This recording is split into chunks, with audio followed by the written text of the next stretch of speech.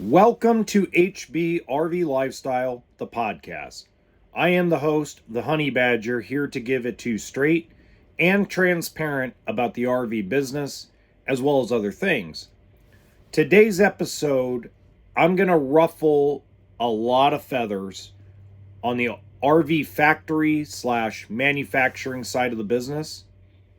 And a lot of my dealership friends, I found some of them actually listen to the podcast. They're going to be on the fence about me telling you this stuff. I'm going to go over that a little bit later. So you want to make sure you stick it out for the entire episode, or you're going to probably miss out on some key points and information. I know I can get boring at times, and I know sometimes I go off into weird tangents, but bear with me on this. Bear with me on my plug nose and my sore throat. I've gotten really sick. If you don't know, the West Coast has been absolutely pounded by rain, and now we got this weird cold front in southern Nevada where it'll get super windy, and now you combine that with all the rain and the water and the flooding, and it was eventually going to happen. I mean, I've been pretty lucky that I didn't get sick at all last year in 2023, but my throat right now, I mean, I can tell that I'm going to be super annoying during this video and during this podcast episode. Now, where I'm going to ruffle some feathers has to do with let's start with quality control. Okay. First off, I am in complete agreement with the super majority of you that leave comments saying that there are some bad apples. Not every single RV built is a disaster.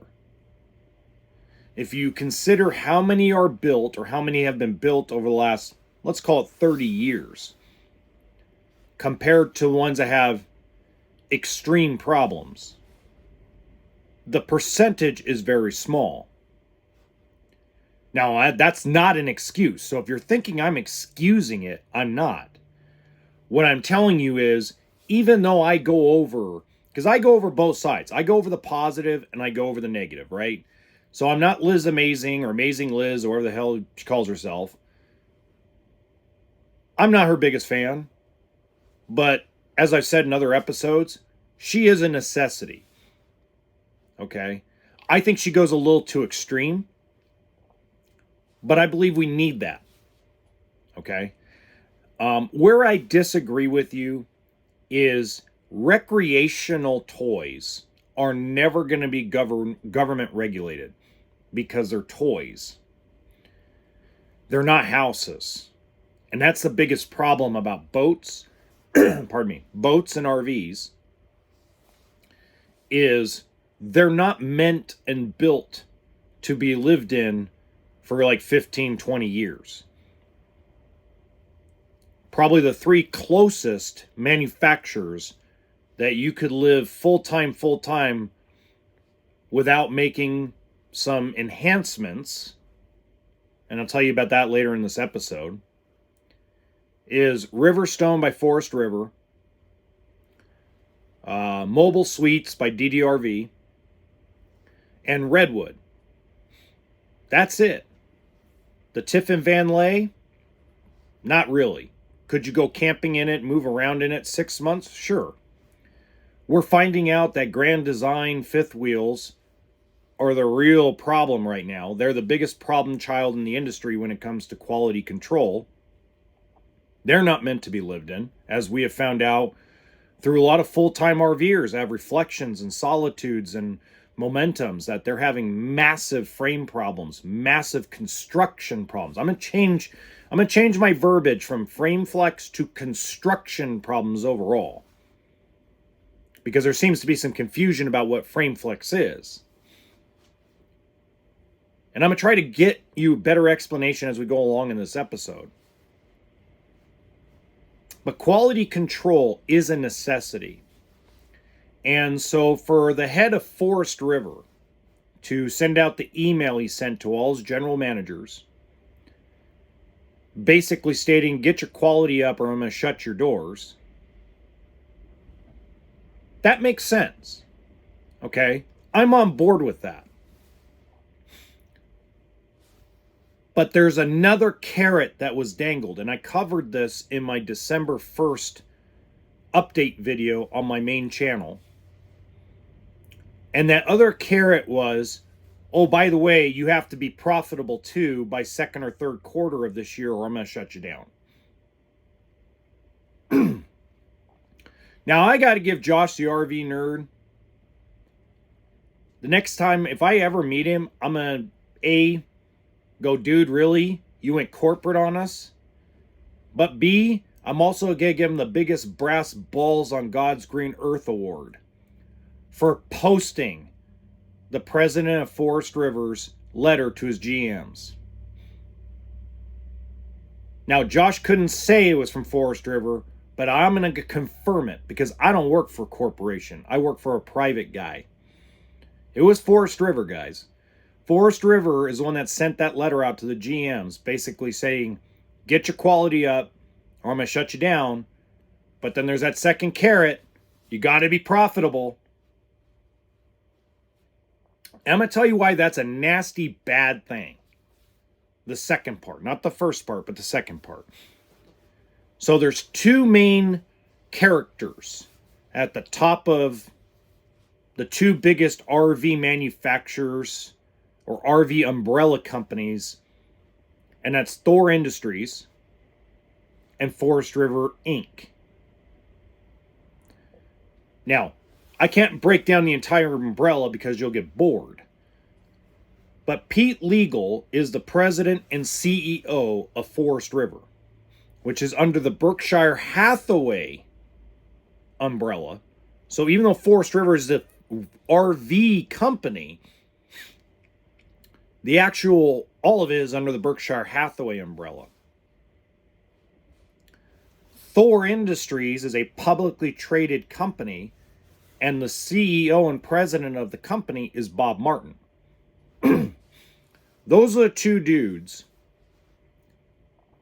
that, in all reality, have all the power to do what is necessary to get the industry back on track. Okay? So let me go take one step backward for a minute because I want to go back to COVID-19 lockdowns. COVID-19 lockdowns was a nightmare for manufacturing, a nightmare for dealerships, and a nightmare even further for customers that purchased. Now, not everybody. I'm telling you, it wasn't everybody, but the majority, how do I put this? The really extreme problems were amplified. Especially in late 2020, early 2021, until the vendors got their act together and was able to get product to the dealerships. Now, I don't blame anybody, and this is where you guys have to understand as a customer. You guys as customers are under the assumption of bad information that dealerships made money hand over fist during COVID-19. This is a fallacy. Okay? Did dealerships make more money per unit during the COVID lockdowns and just after the COVID lockdowns were lifted? Yes. Absolutely. But I want to give you guys something, a little bit of a carrot to help you out with this. Okay? Because I know I'm going to get a lot of blowback. And then I'm going to attack both president and CEOs. So bear with me. There's context involved. Because I'm going to go after Pete Legal and Bob Martin in this episode. Because it needs to happen. Then I'm going to go after a couple of dealers too. But we'll get into that in a minute. So I want you to write something down. A dealership, a single location. We're not talking about a big corporation like Camping World or Bish's. We're talking about, let's say, a 3-location dealership in your local state. Okay? Lots of those in Utah, lots of those in Oregon, etc. In 2019, those locations each were selling, let's say, 40 in a month. And they were making, let's call it an average of $5,000 total profit on each unit. So that's 200 grand in gross profit, 600 grand between 3 locations. Now at $600,000, guys, the owner, probably after taxes, will pocket 6 grand, roughly about 1%. So the owner of a dealership, or the multiple principals of a dealership, pocket 1% of the gross profit before payroll is made, before inventory costs, before all that stuff, insurance, taxes, etc. 1%. Okay.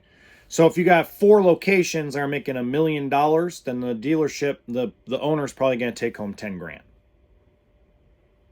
Now you're probably wondering, well, why the hell go through all that effort for that measly pennies on the dollar? There are other benefits that come with owning a corporation. Okay?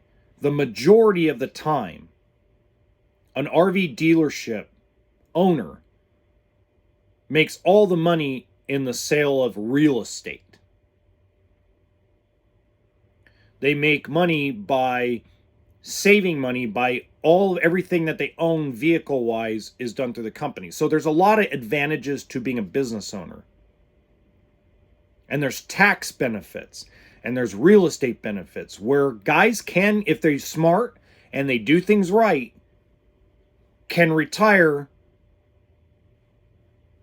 with a couple million in the bank if they're a single location. I personally know one friend of mine that just retired, closed his shop, sold his business, sold it actually to a used car lot. He sold the land, the dealership, he owned it, sold it to a used car conglomerate. He's going to have about 10 million in the bank after taxes. So he worked 20 years, paid off his house, paid off his cars, lived right, didn't overextend himself, lived by his means, built a good company, sold the real estate when he decided to retire, and now he's going to sit pretty on about 10 million bucks. Not bad for a 30-year investment in owning a company. And the reason why I'm trying to make this important is because this is what has happened. So during COVID, that same 3 locations was now doing 15 units a month because there was an inventory shortage. So now instead of making 5 grand a copy, they were making between $10,000 and $12,000 a copy. So the amount of money they made per trailer, you're absolutely right. But what dealerships pocketed out of it wasn't very much.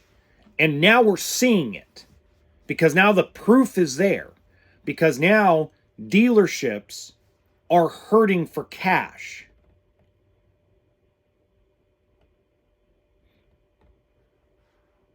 It's no bullshit, guys. Dealerships across the United States and Canada were on the verge of a complete collapse of the entire system because 2 old men haven't woken up, drank their coffee, and gotten to work.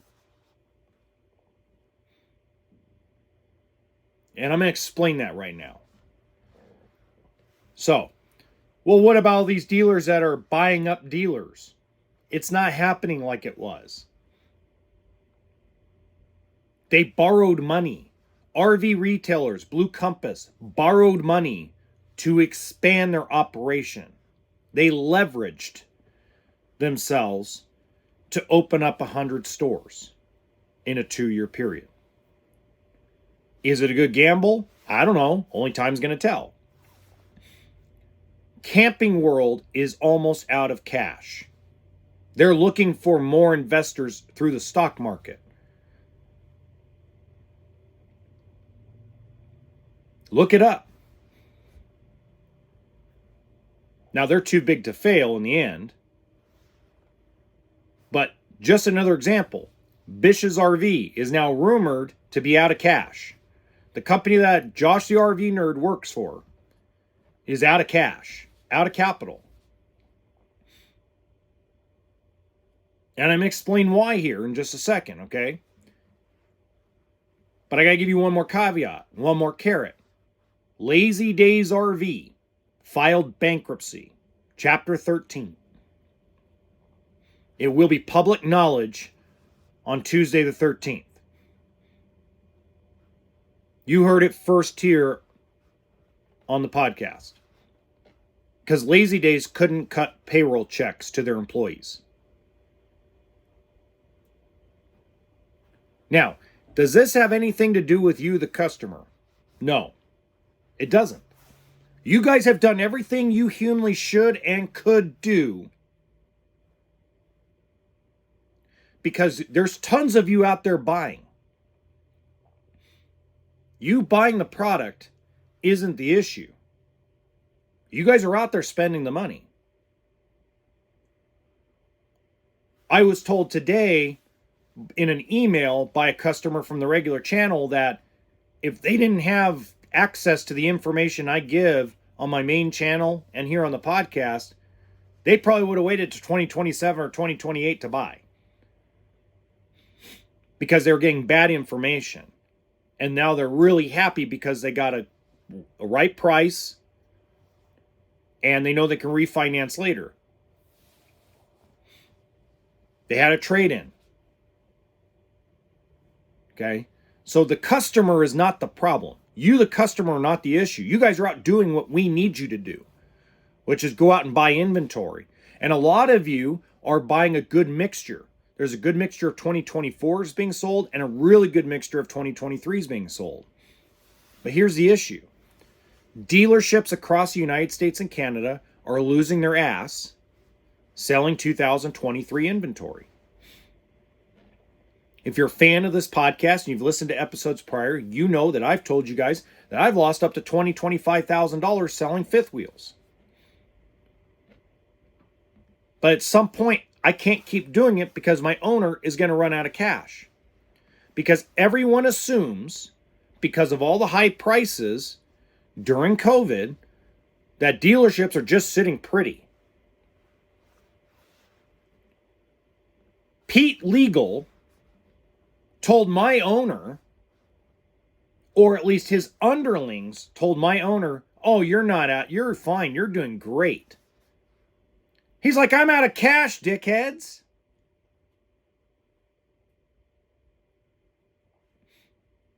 I can't keep selling this crap. I can't keep selling these 2023s without some serious help. 7 locations.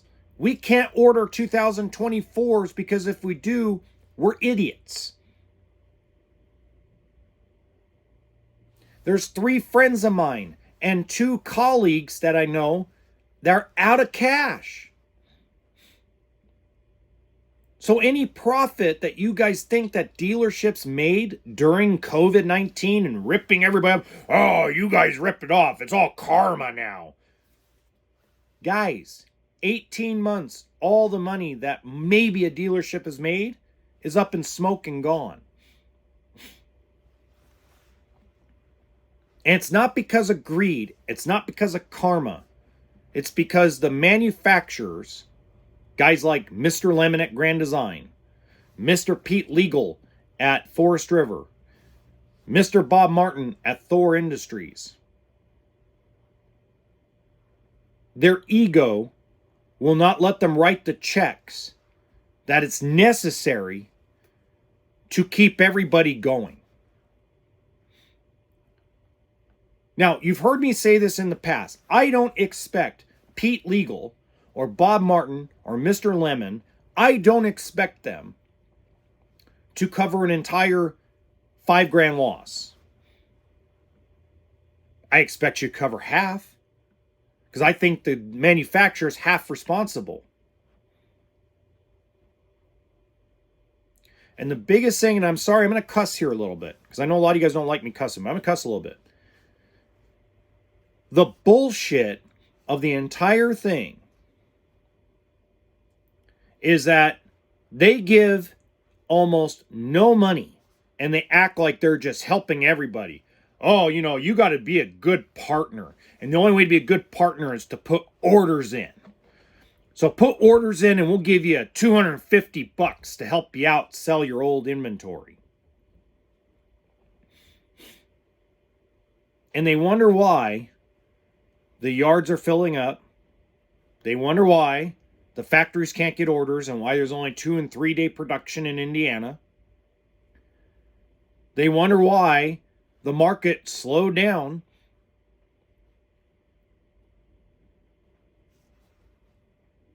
Because dealerships are not going to order 2024s. Not in the depth that you, the customer base, are used to. We're pretty much going to go from 2023 to 2025. That's how it's going to go.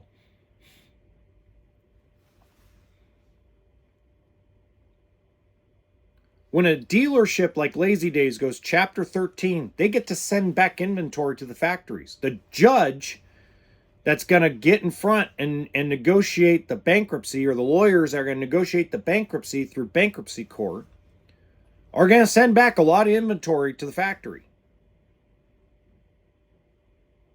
And both Pete Legal and Bob Martin have gotten stubborn. They don't want to discount the stuff that's in the factory. It's ego. It's not about money. It's not about greed. This is all two old men's inflated egos. If you want to know who's worse than Donald Trump and Joe Biden right now, it's Pete Legal and Bob Martin.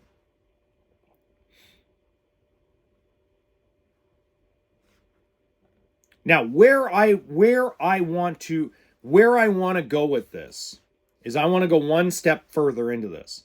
So a lot of you feel like it should be regulated like the housing industry, government regulated, boats, RVs, etc. That'll never happen. Okay? Because they're toys. Government ain't going to step in on it. But, and here's the but, folks. If the factory workers unionized with the Teamsters, like the majority of the auto industry does,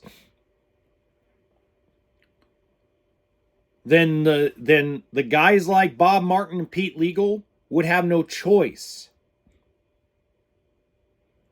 but to help dealers move inventory in a serious manner. Last month, I don't know if it's still going on, but last month, one of the car companies was offering like $5,000 rebates to purchase certain 2023 cars. So dealerships, even though a lot of dealerships are being idiots right now on the car industry side because they still think it's COVID lockdowns, but they have the ability to sell a car at a $5,000 loss and recuperate all their money through that rebate program. There's nothing like that here, really. Now, what pisses me off is there's a high-end fifth wheel brand out there that invoices, dealer invoices for $150,000, and they offered, we'll give you $7,000 rebate. Okay? $7,000 rebate if you sell them by January 31st. So from January 1st to January 31st. So let me put that in perspective for you. That's like a politician coming up to you and promising you that they're going to make sure you have free health care through the government for the rest of your life. It's complete horseshit. Because January is one of the worst months across the industry. Now, January for a lot of dealers across the U.S. and across a lot of Canada did very well. And I got to give credit to the customers out there. Even with all the BS going on in the world, you guys are still like, you know what? We're not going to hold back our life over two old men having a dispute over a stupid office in a White House. And I applaud you guys for that. Okay? But I'm sorry, on a $150,000 invoice, that's dealer cost, what a dealer paid for, $7,000, I could piss that away taking a trade-in. They need to get serious. When you got a $150,000 fifth wheel and you have no production and nobody's moving them, you need to get the price down $20,000. $30,000. You need to offer ridiculous rebates around 20% back to the dealer so they can actually be able to sell that fifth wheel and help somebody with a trade-in. This peddly crap is absolute garbage. And I hope Pete Legal listens to this. Because Pete, you and I met, God, dealer days of 2018. You and I have a lot of common people we both know. Guys that worked for you right next to you back in the early days were some of my mentors in this business. And Bob Martin, you and I never got to meet, but I'm going to tell both of you that if you don't set your egos aside and write a check without asking for reorder, you can't ask dealers to reorder when they're overstuffed with inventory. You stuffed them. You need to come up with more than $250, $750. You need to come up with something like the auto industry does, where they do it off a percentage. Hyundai Santa Fe at one point was doing $7,000 total rebate. $7,000 total rebate. That's almost 26% off invoice with holdback. Now, there are dealerships that took advantage of that and sold a bunch of cars, and then there's idiots. There's always going to be idiots, guys. There's nobody, this isn't a perfect system, okay? Dealerships are still going to be idiots because there's bad apples. And the bad apples get more attention than the good guys. Let's get a fact. The fact is the super majority of every single dealership location across the United States and Canada are really good dealers. I get nasty phone calls when people have refrigerators go out and generators go out. That's just part of the business. And there's guys who are just plain idiots, and there's guys who handle things as best as they can, and there's people who hire people to help them handle stuff.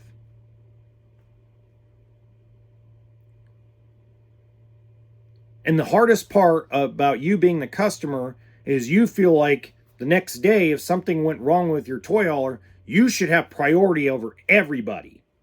That's a problem because it's an emotional thing. When you go on your first camping trip and crap goes wrong, your anger and emotion levels through the roof. You don't think about the person that may have been waiting 4 months to get their rig in, and they made an appointment and they did all the things they were supposed to do. You think that you should just get right in the front of the line. That's not how it works. Now, most dealerships are very accommodating. Mine particularly, I'm very accommodating. Most of the locations we have in California are very accommodating. But when you're the size of a Camping World in Vacaville, where you have over 60 units in service for customer pay work, warranty, insurance, etc., cabinet door fell off. I'm pissed. I want to be in the front of the line. I understand that feeling. It's not like I don't understand it. It's not like I don't sympathize with it. I do. And I'm being a little exaggerated about the cabinet door thing, okay? We all know I'm being a little sarcastic about that.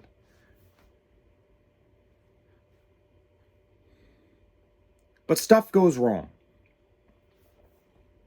It's an earthquake on wheels. So I'm appreciative of Pete wanting to get his quality up. I'm appreciative of Keystone absorbing Coleman to try to increase the quality on the Coleman 17Bs that Camping World sells for $14.9 or $15.9 or whatever they're up to now. So I'm very appreciative of a lot of that stuff. And I'm pretty sure you, the customer, would be very happy to hear that stuff. But how are you supposed to get the new product out? We still got a bunch of crap sitting on dealers' lots that you shoved them with. Let's be real. Now, you, the customer, you should be in hog heaven right now. Because you can buy most 2023 inventory for a lot less than what the dealership paid for it. Now, there's going to be dealers that are going to have to do it in waves. Okay, I know of a 5-location dealership on the West Coast that had to slow down. They can't do it in February, March. They're going to focus in on just selling 2024s and used and recuperate the cash capital so they can sell the 23s. Because the factory ain't helping. I really want to get one of those heads on the table, but they're chicken. Nobody at the factory wants to talk to me. They're chicken shit. Because they know I'm right. That's the problem, is when they know you're right, but their ego won't let them go into it, right? It's just like this Grand Design thing. Okay, so Grand Design is having a bunch of construction problems. And I'm going to call them construction problems because there's a lot of confusion about what the term frame flex is supposed to be about. And remember what I said, guys. I'm going to remind, I've said 10 episodes in a row. I'm going to say it for the 11th episode in a row. Grand Design ain't the only one with the construction problem. But they are the ones that's like, oh, it seems like every other one is having this problem. I've gotten some emails from some folks saying they've had it on an Alliance fifth wheel. I've had somebody told me they recently had it on their 2019 Montana. But it's so hit or miss with that. Like, it's so small. But it's amplified because of the stupidity that Grand Design is going through. Because for them, it's a combination of greed and ego. And good luck, because I already got contacted. It's very interesting. I got contacted from a very good source of mine that's one of my insiders that I'll never give up. I'll never give up his or her name. I've got about 8 contacts on the very inside of the RV manufacturing side of the business. These people, these 6 to 8 people, I'm not going to give you their names or where they work or where they live, but these people have fed me very good information for a lot of years. They've been wrong about a couple things, and lately they've been radio silent until today. Figures I'm sick, not feeling good, and one of them calls me and says, your podcast episode has been shared with the folks at Grand Design. And I go, really? He says, yeah, they put in a request with YouTube to have you removed. I go, really? Now, I don't know if that's 100% true yet. I'll find out because YouTube contacts you on those type of things. But apparently they're trying to cancel me because I'm vocally saying what the problem is. And I'm telling you, the customer, the only solution we have as an RV life community is to stop buying Grand Design fifth wheels. I never said stop buying their travel trailers. Their travel trailers, for whatever reason, don't have the issues their fifth wheels do. And maybe it's because they're a little more cookie cutter. Maybe it's because most people don't live in a travel trailer. They live in a fifth wheel. Maybe it's the pitch and presentation of the travel trailer versus the fifth wheel. I don't know. I don't know enough about their production process on their travel trailers. I know enough about their fifth wheels because their fifth wheels are always sitting in my damn service department.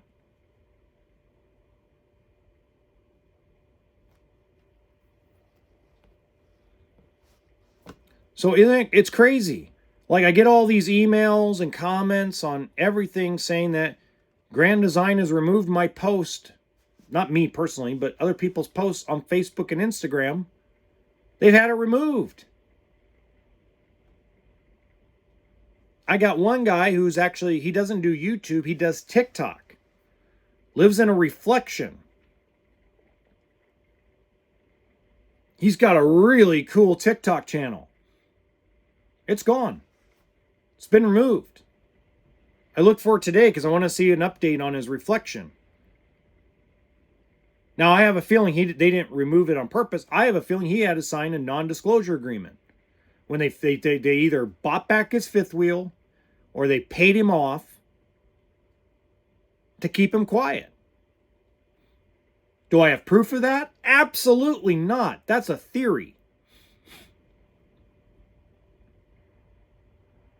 I'm going to be curious to see, and I'm going to pay attention to all these guys out there that own Momentums, own Solitudes, own Reflections, and they have YouTube channels, and they have good size YouTube channels. They're not small little guys like me. They got good following. I want to see what happens. I'm following along to see what happens. I know one guy had his Solitude fixed at the Grand Design plant, and you could tell he was reading a script into the camera that probably Grand Design gave him.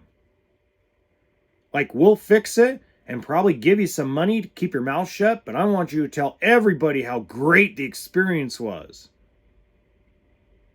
That's why it's hard to trust influencers. Okay? Now, there's a lot of good influencers out there, but it's hard to turn down money.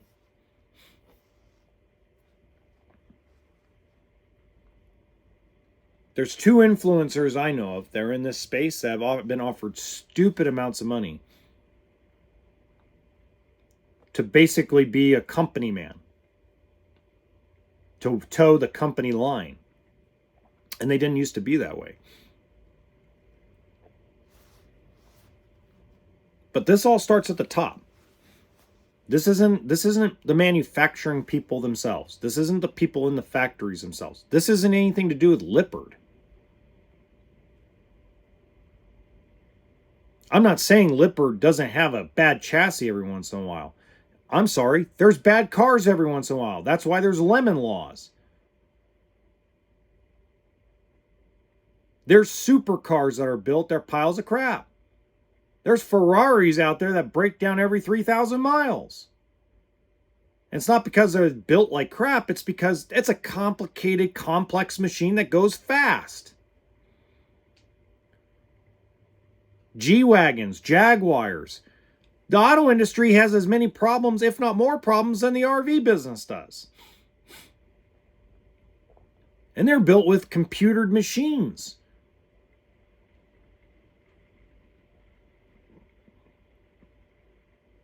Shoot, look at what happened with Hyundai and Kia. Hyundai and Kia had a bunch of theft. A bunch of car thieves figured out how to steal Hyundais. Long time ago, they figured out how to steal a bunch of Honda Civics. I mean, we have to remember that nothing is perfect. Even our own houses that we live in are not built perfectly. They're great when they're new, but even when they're new, things go wrong. And the more you use something, obviously, the more problems you're going to find.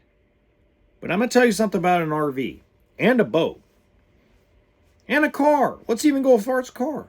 If you don't use it, more problems will happen. I have a guy who traded in a 2014 travel trailer. It's been under covered storage in a barn, covered tires, Hasn't been used in 5 years. I'm scared half to death to figure out what has gone on over 5 years. And it's immaculate. Don't get me wrong. It's beautiful. It's like in the wrapper. That scares the living shit out of me.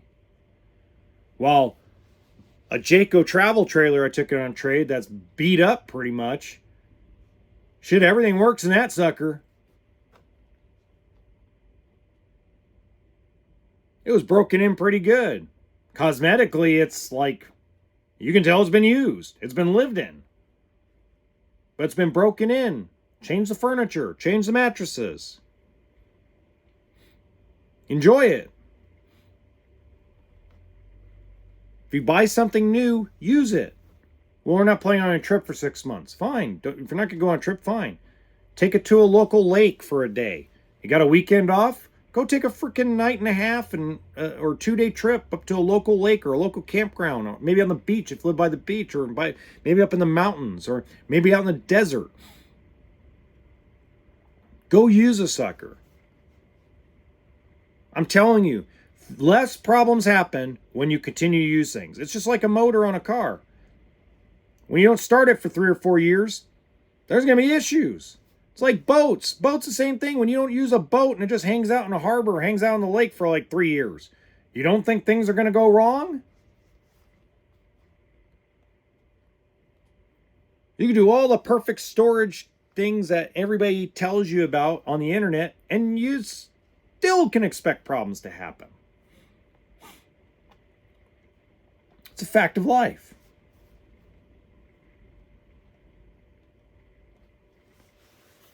What I'm saying is, don't let a bunch of bad apples ruin the whole tree. Okay? I know there's a lot of negative information out there. I give you a lot of the negative information. But I also try sprinkling a lot of the positive. It ain't all sunshine and rainbows. And nothing's perfect. And nothing will ever be perfect. Okay? Nothing. Nothing ever will be perfect in the RV business, ever. It's not perfect in the auto world. It's not perfect in the boat world. It's not perfect anywhere.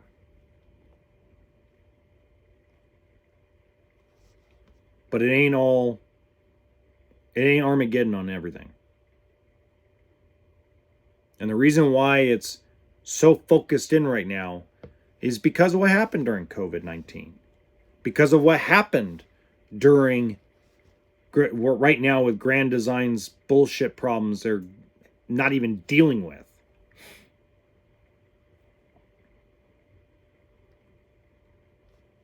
Now, what I want to do, side note, if you're watching this on YouTube, you're listening on Spotify, iHeart, wherever you're listening to this podcast, if you own a Grand Design product and you're having the construction issues that you're all hearing about, frame flex, walls separating from the floor, I want to do what one guy. I try to do what one guy. One guy actually hinted at that what I should do, or kind of requested. I don't know what to say about that. I'm all tongue-tied right now. I want you to email me at Levingston. That's LEV as in Victor, INGSTON,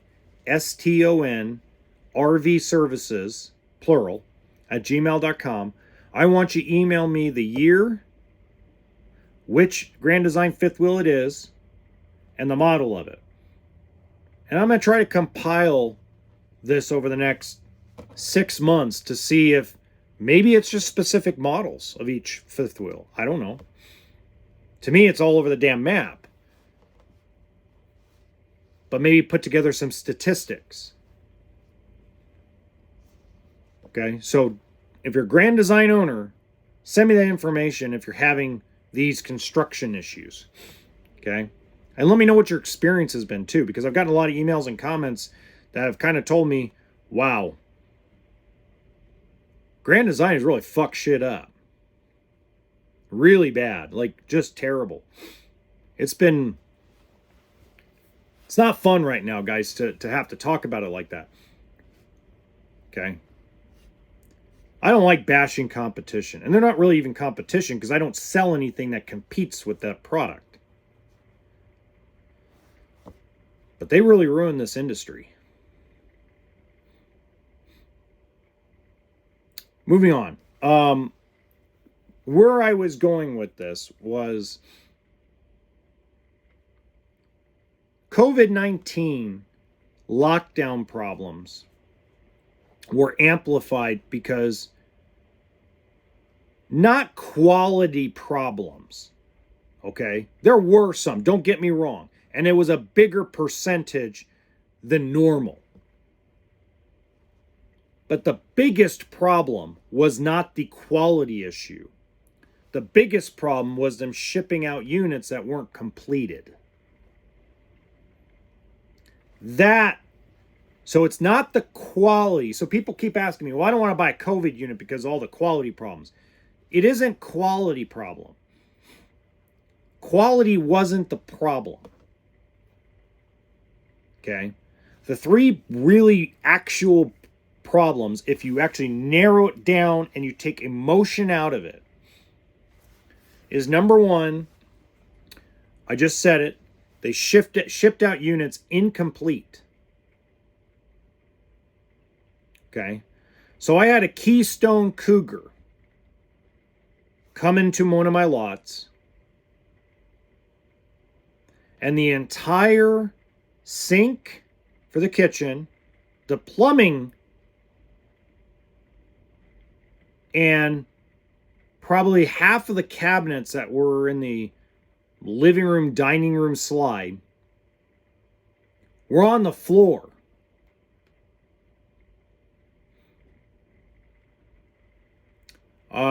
I had a Forest River Cardinal that came in and went through snow with cardboard covering the holes for the air conditioner. I mean, I could give you some stories, guys. I had a park model, and the park models probably were the best because they don't build a lot of them. So like the Palomino Pumas, they're usually actually they're cheap and they're not that great a quality unit. They're entry level type park model, but they're affordable and you can live in them, and you got washer dryer and all that stuff. I like selling them because the price point is perfect for people that want to park it on land. But I remember Doug Bolter, and I'm going to give Doug Bolter a lot of credit. Doug, if you are listening to this, brother, I want to thank you, and I'm going to thank you more in a minute, okay? Because I want to publicly thank Doug Bolter.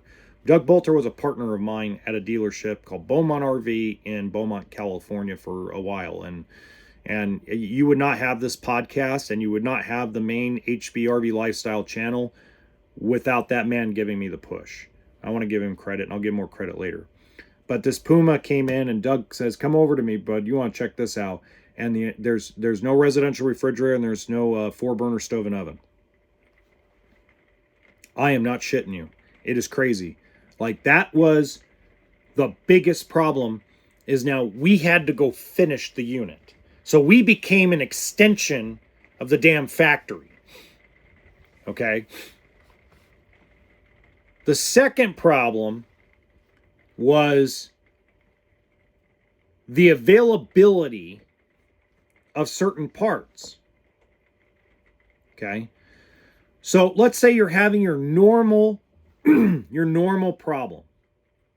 You go out on your first trip, you're going to have problems. I don't care if you're spending $350,000 on a diesel pusher or $15,000 on a little cheapy travel trailer.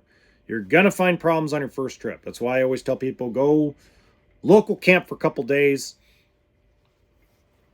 or I like the way some dealers do it and have you park your ass for 5 days in one spot on their dealership lot. All right, let's find out what the problems are, because it's perfect right now. Everything works. Well, let's actually use it for 5 days and let's get that out of the way, right? Some of us don't have that ability, but we would hope that a customer would do that. So I'll give you an example. I had a customer bought a Coachman Catalina 263 bunkhouse. Goes out, has the normal problems. Hot water heater doesn't work, probably because some kind of surge came into the coach and fried the circuit board. We all found out it was a circuit board. The circuit boards at the time were 4 months backlogged. I am not kidding you. Like, you couldn't get a bloody circuit board for an appliance. You were on a list.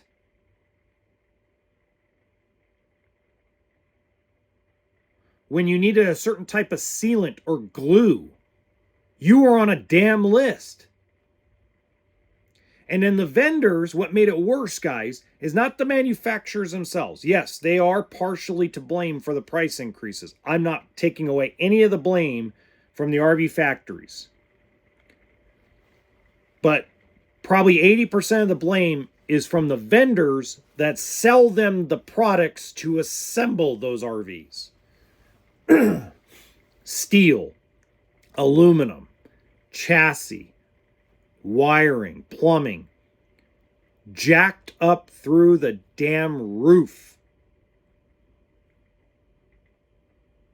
At one point, some of the parts were 200% higher. So I remember June of 2020, I could buy a lot of the fittings we needed for about $1, $1.25 a piece. That was June of 2020. By September of 2020, it was $5 to $6 for the same parts. Out of control. And the third thing, which is the worst thing that ever could have happened to this industry, was COVID itself. Whether you are a conspiracy theorist who thought, nah, COVID was nothing. It was fake. Vaccines are fake. This is fake. Or whether you're on the other side, which is, oh my God, if I step outside, it's going to kill me. I'm neither one of those sides. But it was the worst thing. If you don't think COVID is real, you weren't in this industry. This industry proved COVID was real. Because we lost a lot of technicians all the time to COVID. And you had to train rookies. You had to start trying to train on the fly technicians that have zero experience, because a lot of the other technicians were older. We're not talking about like 60s older, but you know, I had a guy named Frank at Beaumont. He was 47 years old. He caught COVID twice. In the hospital one time for a couple months with it. We had to take our porter, who knew how to kind of turn wrenches on a car for an oil change, and say, hey, we're going to teach you how to do a prep on a travel trailer. So when you tell me, oh, I don't want to buy a COVID unit, there's nothing wrong with the COVID units anymore. Okay? Now, there's extreme cases that I agree that there were major problems. And as I said, they were compounded more because of the COVID problem, because of the lockdowns, and because of the shipping and all those problems. It's hard to believe the problems we had in 2020 and early 2021. It's really hard to believe that today. It's hard to remember that today.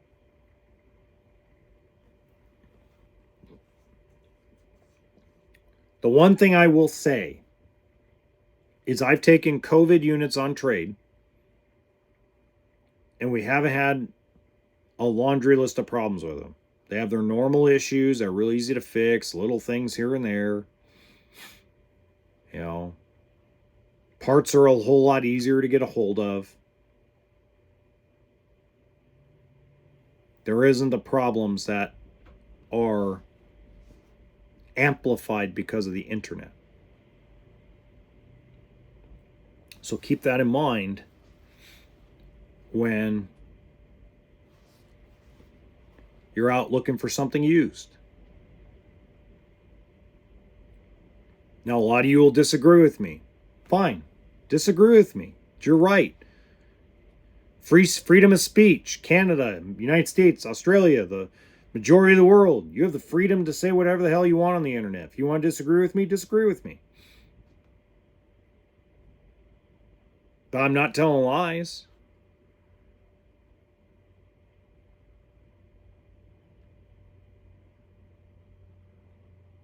I'm just spitting the facts.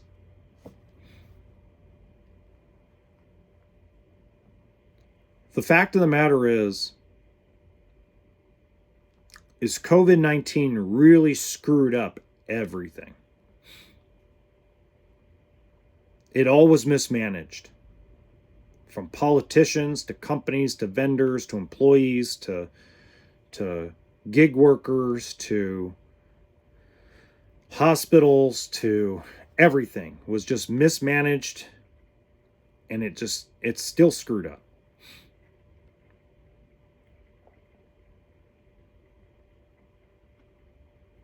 And the problem is nobody wants to admit that they screwed up.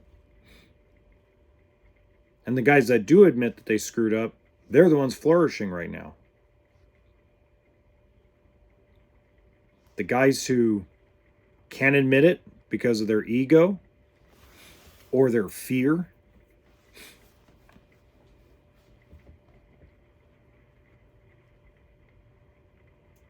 I put all the problems that dealerships are having right now, I put on Pete Legal and Bob Martin and Mr. Lemon at Grand Design.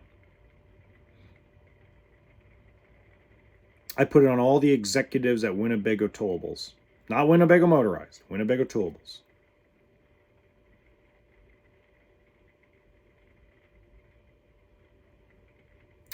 I put it on not interest rates, because interest rates don't seem to bother the majority of you. Actually, a lot of you, when I announced rates went down a little bit voluntarily last week, a lot of you were like, holy crap, man, thank God. That's all we were kind of waiting for, was to get it down below 8%. A lot of you are okay with paying 7.25% or 6.99, 7.5%, 7.74%. Most of you just were like, I'm not paying 8.99. Or if you didn't qualify for 8.99 and you were at 10.99 or 9.99, you were like, thank God I'm going to get 1% break.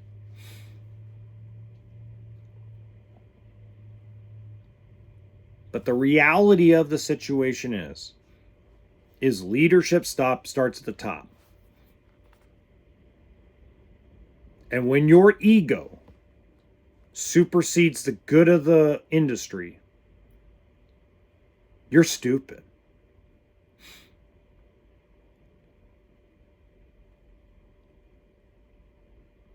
Let me point out one thing to you. And hopefully a factory person, an executive at one of these companies hears this. The first major manufacturer that says, we'll give you 25% rebate back to sell all this 2023 inventory at a loss, without a reorder,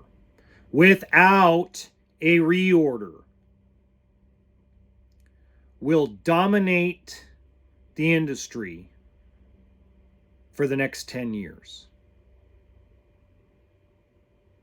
If I were to go to Warren Buffett and go over Pete Legal's head and go to Warren Buffett and say, Warren, if you write $100 million check today that covers losses on every single one of your 2023 inventory on the lot, but in 10 years, that $100 million investment will turn into $10 billion. You know what Warren Buffett would do? Where's my checkbook?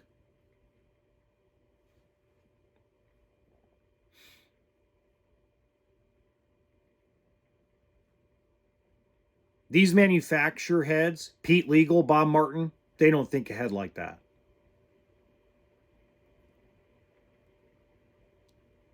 They have the money, folks. And if they don't have the money, which is a possibility, they can get the money. Pete Legal can tap Warren Buffett for the money. Bob Martin can tap into every single callback sheet he has at banks, real estate. They have the money. They just have to set aside their ego long enough so that way they can do some good. Because otherwise, these medium-sized dealers are going bye-bye. Until next time, Have a good one.